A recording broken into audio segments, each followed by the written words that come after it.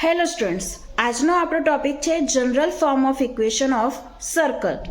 જે આપણે યામ ભૂમિતિ યુનિટ 4 જોતા હતા એમાં સર્કલનો એક ટોપિક આપણે જોયો, આ બીજો ટોપિક છે. ઓકે, તો આપણે વિડીયો ચાલુ કરીએ. General form of the equation of a circle. હવે આ એક્ઝામ્પલ, આના જે એક્ઝામ્પલ આવે છે એ એક્ઝામમાં ઘણીવાર પૂછાય છે, બરાબર. તો ઇક્વેશન ઓફ સર્કલ આપણને ખબર છે, પણ જે જનરલ ફોર્મ છે એનું તે હું તમને કહું છું. The equation x² + y² + 2gx + 2fy + c = 0. આ છે જનરલ ઇક્વેશન, બરાબર. હવે આ એના પરથી આપણે આ એક ઇક્વેશન યાદ રાખવાનું છે. રિપ્રેઝન્ટ અ સર્કલ ઇફ, એ સર્કલનું ઇક્વેશન કહેવાય છે પણ ક્યારે? જ્યારે g² + f² - c > 0. આ જે તમે વેલ્યુ ફાઇન્ડ કરો એ 0 કરતા મોટી હોય તો આ ઇક્વેશન સર્કલનું ઇક્વેશન કહેવાશે, બરાબર. અને જો આ 0 કરતા મોટું હોય તો જ તમને સેન્ટર અને રેડિયસ મળશે. તો સેન્ટર કેવી રીતે મળશે? In this case the centre is -g - f, બરાબર. ક્યારે? જ્યારે આ કન્ડિશન એપ્લાય થાય ત્યારે, એટલે આપણે આ ચેક કરવું પડે. And radius r = √g² + f² - c. આ એની રેડિયસ થશે. આના પરથી તમને ખ્યાલ આવશે કે એક્ઝામ્પલમાં તમારે શું ફાઇન્ડ કરવું પડશે? સેન્ટર અને રેડિયસ. આ તમને ફાઇન્ડ કરવાનું કીધું હશે, બરાબર. ઓકે, આગળ એક્ઝામ્પલ જોતા પહેલા આ ચેનલને લાઈક, સબસ્ક્રાઇબ અને શેર જરૂર કરી દેજો. પણ આ ક્યારે ફાઇન્ડ કરાશે? કેવું ઇક્વેશન હશે એના માટે ફાઇન્ડ કરાશે? એના માટેની 3 નેસેસરી કન્ડિશન્સ છે, તે આપણે જોઈએ. Necessary condition. First, the equation of any circle is a quadratic equation in 2 variable. કેવું ઇક્વેશન હોવું જોઈએ? ક્વોડ્રેટિક ઇક્વેશન 2 વેરિયેબલમાં હોવું જોઈએ. x y હોય, બરાબર. એવી રીતે 2 વેરિયેબલ એના હોવા જોઈએ, બરાબર. Second, in the equation of a circle, coefficient of x² and y², x² અને y² ના જે કોએફિશિયન્ટ હોય are non-zero real numbers and equal. કેવા હોવા જોઈએ? non-zero real number હોવા જોઈએ, બરાબર. એ 0 ના હોવા જોઈએ અને આ બંને ઇક્વલ હોવા જોઈએ. x² અને y² હોય, 2x² 2y² હોય, 5x² 5y² હોય, એવી રીતે બંને સરખા હોવા જોઈએ. અને third, the coefficient of xy term in the equation do not exist. એટલે x * y વાળી ટર્મ એ હોવી જોઈએ નહીં. આવી ટર્મ ના હોવી જોઈએ. xy વાળી ટર્મ એની અંદર હોવી જોઈએ નહીં, બરાબર. આ 3 કન્ડિશન પહેલા ચેક કરવાની ઇક્વેશનમાં અને પછી આગળ ઇક્વેશન ચાલુ કરવાના. જો આ 3 માંથી એક પણ એવી હોય કે જે કન્ડિશન અંદર અવેલેબલ ના હોય તો એના આપણને ઇક્વેશન સર્કલનું મળશે નહીં ને આપણને સેન્ટર ને રેડિયસ પણ મળશે નહીં. ઓકે, તો આપણે એક્ઝામ્પલ ચાલુ કરીએ. Example: if the equation x² + y² - 2x + 4y - 1 = 0 represent a circle, then find center and radius. જો આ સર્કલનું ઇક્વેશન હોય તો સેન્ટર અને રેડિયસ ફાઇન્ડ કરવાનું છે. પણ પહેલા એટલે આપણે શું કરવું પડશે? પહેલા રિપ્રેઝન્ટ થાય છે કે નહીં, સર્કલનું ઇક્વેશન બને છે કે નહીં, ચેક કરવું પડશે. એ કેવી રીતે ચેક કરીશું? તો આપણી પેલી 3 કન્ડિશન જે હતી, તો ફર્સ્ટ કન્ડિશન કઈ હતી? કે આ ઇક્વેશન x અને y ના ટર્મમાં હોવું જોઈએ, તો છે, બરાબર. સેકન્ડ કન્ડિશન કઈ હતી? કે x² અને y² ના કોએફિશિયન્ટ સેમ હોવા જોઈએ, તો બંનેના કોએફિશિયન્ટ સેમ છે, બરાબર, 1 1, બરાબર. તો બીજી કન્ડિશન પણ એપ્લાય થાય છે. અને ત્રીજી કન્ડિશન શું હતી? કે x y વાળી ટર્મ ના હોવી જોઈએ, તો x y વાળી ટર્મ નથી, બરાબર. તો આપણે આ ઇક્વેશન પરથી સેન્ટર અને રેડિયસ ફાઇન્ડ કરી શકીએ છીએ. ઓકે, તો આપણી જોડે જનરલ ઇક્વેશન શું હતું? આપણે એક્ઝામ્પલ સોલ્વ કરીએ. જનરલ ઇક્વેશન શું હતું આપણી જોડે? આપણી જોડે આ ઇક્વેશન લખીએ પહેલા x² + y² - 2x + 4y - 1 = 0. Compare કરીએ જનરલ ઇક્વેશન જોડે. જનરલ ઇક્વેશન શું હતું? x² + y² + 2gx + 2fy + c = 0. આ આપણું જનરલ ઇક્વેશન હતું. તો હવે બંને કમ્પેર કરો તો આપણને શું મળશે? 2g = -2 બરાબર. પછી 2f = 4 બરાબર. અને c = -1. તો આના પરથી g મળશે આપણને. g = -1, f = 2 અને c આપણને મળે છે -1 બરાબર. ઓકે, પછી આપણે શું કરવાનું? સેન્ટર અને રેડિયસ આપણને ક્યારે મળી શકે? કે જ્યારે now g² - f² g² + f² - c = આ આપણે ફાઇન્ડ કરીએ ને ગ્રેટર ધેન 0 મળે તો અહીંયા g² શું થશે? -1² + 2² - -1 શું મળશે? અહીંયા 1 + 4 + 1 = 6. હવે 6 કેવા છે? 0 કરતા મોટા છે બરાબર. તો આપણને therefore the given equation represent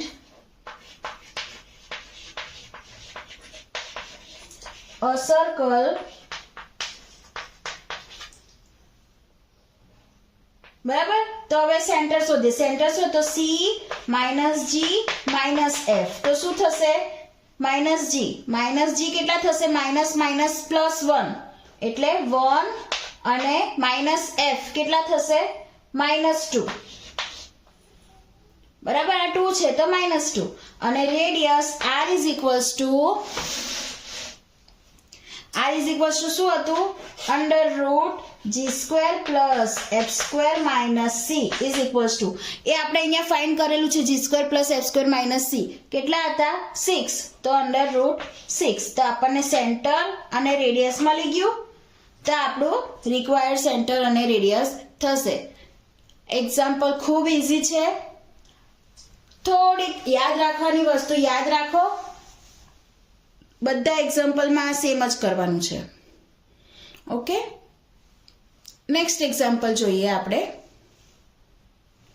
okay, આ એક્ઝામ્પલ 2014માં પૂછાઈ ગયો છે. ઓકે, 2014 ને 15માં બંનેમાં પૂછાઈ ગયો છે. Okay, next example. If the equation 4x² + 4y² + 8x - 12y - 3 = 0 represent a circle, then find center and radius. બરાબર. હવે આ એક્ઝામ્પલ પણ એક્ઝામમાં 13માં 18માં 24માં પૂછાઈ ગયા છે. ઓકે, તો હવે આમાં જો શું કરીશું? આપણી જોડે ઇક્વેશન કયું આપ્યું છે આપણને? 4x² + 4y² + 8x - 12y - 3 = 0. આ ઇક્વેશન આપ્યું છે. તો આપણે અહીંયા ચેક કરીશું કે પેલી 3 કન્ડિશન આમાં સેટિસ્ફાઈ થાય છે કે નહીં. બરાબર. તો પહેલા તો આ xy વાળા ટર્મ છે બરાબર છે. સેકન્ડ શું હતું? કે x² અને y² ના કોએફિશિયન્ટ સરખા હોવા જોઈએ. છે તો છે બરાબર. અને થર્ડ કન્ડિશન શું હતી? કે x * y વાળી ટર્મ ના હોવી જોઈએ. તો 3 કન્ડિશન આના પર બરાબર છે. બરાબર. હવે જો આપણી જોડે આ ઇક્વેશન છે તો હવે આ ઇક્વેશન ને આપણે અહીંયા બી 4 છે, અહીંયા બી 4 છે, તો આખા ઇક્વેશન ને 4 વડે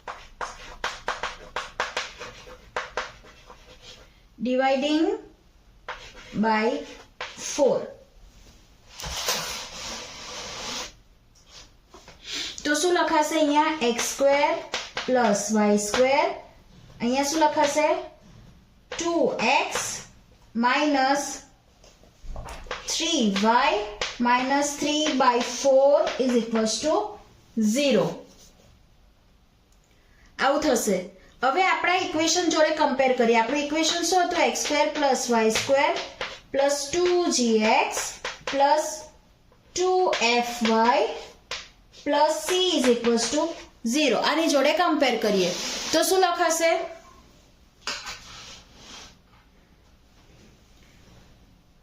2g is equals to 2, 2f is equals to -3 and c is equals to -3/4. Okay, so g is equals to 1, f is equals to -3/2 and c is equals to -3/4. Now g² + f² - c is equals to, આ find કરીએ આપણે, greater than 0 હોવો જોઈએ, બરાબર? તો g² 1² plus -3/2² -3/4 is equals to, હવે આને solve કરો. શું લખાશે? તો શું થશે? અહીંયા ઘડી 1 પ્લસ, હવે જો 3² એટલે શું થશે? 9/2, 9/4, 2 નો square 4, minus minus plus 3/4 is equals to, હવે અહીંયા શું આવશે? 1 પ્લસ, હવે આ પ્લસ છે, બેઝ સેમ છે તો ઉપર એડિશન થશે, સરવાળો. 9 પ્લસ 3 12, 1 પ્લસ 12/4, તો શું થશે? 1 plus 3 is equals to 4 is greater than 0. બરાબર? તો હવે આના પરથી આપણે સેન્ટર, શું થશે? Centre c is equals to centre -g -f, -g શું હતા? -1 અને f 3/2 અને રેડિયસ શું થશે? r is equals to √g² + f² - c is equals to, એ આપણે શોધેલા છે, કેટલા થાય? 4. √4 is equals to 2. તો આ આપણો આન્સર થઈ ગયો. Got it? Next example. If the equation x² + 2y² - 2x + 4y + 1 is equals to 0, represent a circle, then find center and radius. Okay, તો આપણે 3 કન્ડિશન આપણી જોઈએ કે પહેલી કન્ડિશન શું હતી? xy વાળી ટર્મ હોવી જોઈએ, તો છે. સેકન્ડ કન્ડિશન શું હતી? કે બંનેના કોએફિશિયન્ટ સેમ હોવા જોઈએ, તો અહીંયા બંનેના કોએફિશિયન્ટ સેમ નથી, અલગ અલગ છે, બરાબર? અહીંયા 1 છે ને અહીંયા 2 છે, તો બીજી કન્ડિશન નેસેસરી થતી નથી. તો આપણે શું કરીશું? અહીંયા ઘડી in the given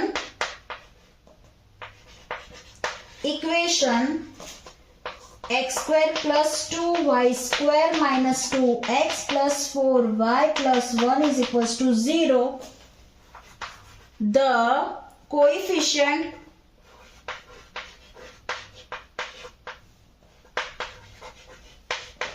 of x² and y² are not equal, hence the equation does not represent